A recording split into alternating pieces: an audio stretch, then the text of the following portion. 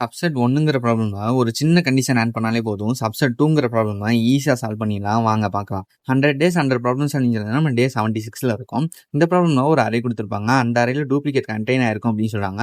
நம்ம என்ன பண்ணணும் அப்படின்னா பாசிபிள் சப்செட்டை ஃபைண்ட் பண்ணி ரிட்டர்ன் பண்ணணும். ஆனா அதுல டூப்ளிகேட் இருக்கக்கூடாதுன்னு சொல்றாங்க. இப்போ எக்ஸாம்பிள் 1ல பார்த்தோம் அப்படின்னா 1,2,2ன்னு கொடுத்துருக்காங்க. இதுதான் பாசிபிள் சப்செட்ஸ். இப்போ இதே நார்மலா சப்செட் 1ங்கிற கோடையே வச்சு யூஸ் பண்ணோம்னு வச்சுக்கோங்களேன். இப்போ இந்த இடத்துல 3 இருக்கு அப்படின்னா 1,2 வரும், 1,3 வரும்.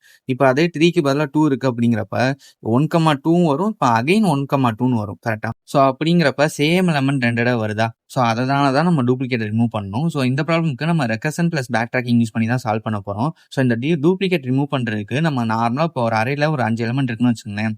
இப்போ இதை நம்ம சார்ட் பண்ணிட்டு ப்ரீவியஸ் எலமெண்டோட கம்பேர் பண்ணா டூப்ளிகேட்டை ஃபைண்ட் பண்ணிடலாமா?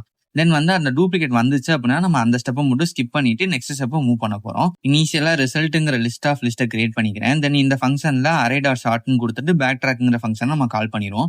இந்த பேக் ட்ராக்ங்கிற ஃபங்க்ஷன்ல ஃபார் லூப்ல ஒரு சின்ன கண்டிஷன் தான் ஆட் பண்ணியிருக்கோம். ப்ரீவியஸ் எலமெண்ட் செக் பண்றதுக்கு சேமா இருந்துச்சு அப்படின்னா கண்டினியூ கொடுத்து அதை ஸ்கிப் பண்ணிடுறோம். ஸோ இப்போ எப்பவும் போல நார்மலா முதல் 1 ஆட் ஆகும். தென் 1,2 அதை மெயின் லிஸ்ட்ல ஆட் பண்ணுவோம். தென் 1,2,2ன்னு வரும். ஸோ அதையும் நம்ம மெயின் லிஸ்ட்ல ஆட் பண்ணுவோம். இப்போ என்ன ஆகும் அப்படின்னா பேக் ட்ராக் ஆகும்.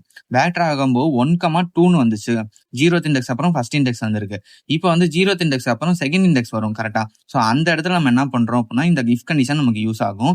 ஸோ 2 greater than 1ங்கிறப்ப இந்த இஃப் கண்டிஷனுக்குள்ள வந்தோடனே டூப்ளிகேட் இருக்கான்னு செக் பண்ணும். So nums of 2 equal to nums of 2 minus 1 அப்படின்னு பார்க்கும்போது எஸ் ட்ரூ. அப்படிங்கிறப்ப இந்த 1,2ங்கிறது வர்றதை மட்டும் நம்ம அப்படியே ஸ்கிப் பண்ணிடுறோம். ஸோ இந்த ப்ராப்ளமுக்கு நான் கோடோட எக்ஸ்பிளைன் பண்ணி யூடியூப்ல அப்லோட் பண்ணியிருக்கேன். அதோட லிங்க் பயோல இருக்கு, செக் பண்ணி பாருங்க.